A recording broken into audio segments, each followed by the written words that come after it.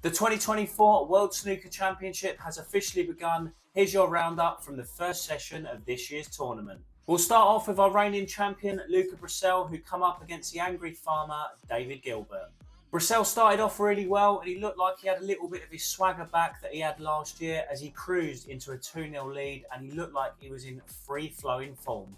Seemingly out of nowhere, he seemed to just drop off and Gilbert responded and he come back and levelled the match up at 2-all.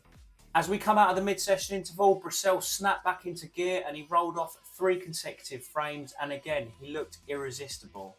Gilbert was able to pull another frame back to make it 5-3 and we went into a decisive final frame of the session.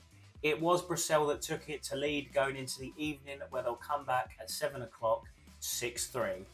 We all know Gilbert's a solid player and when he's given his chance, he will take it. But Brecel, when he was on it, he looked fantastic. Over these longer format matches, there's always a lot of momentum shifts and that's certainly what happened today. But when it was in Brecel's favour, he absolutely blew it away.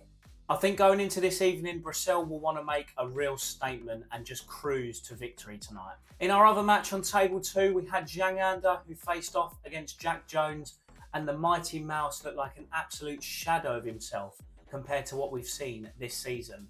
We've seen the man from China so composed and assured this season, but we saw the complete opposite today. And sometimes that's what the Crucible can do to you. It doesn't matter whether it was an easy shot or a long pot. He just didn't look like he was going to get them.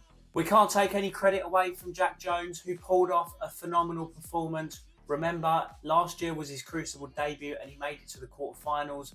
So maybe he's one of them players that just likes playing in Sheffield. I don't think I've ever seen Zhang show any emotion before and he even whacked his cue on the ground after missing a shot, which shows you that it really was getting to him.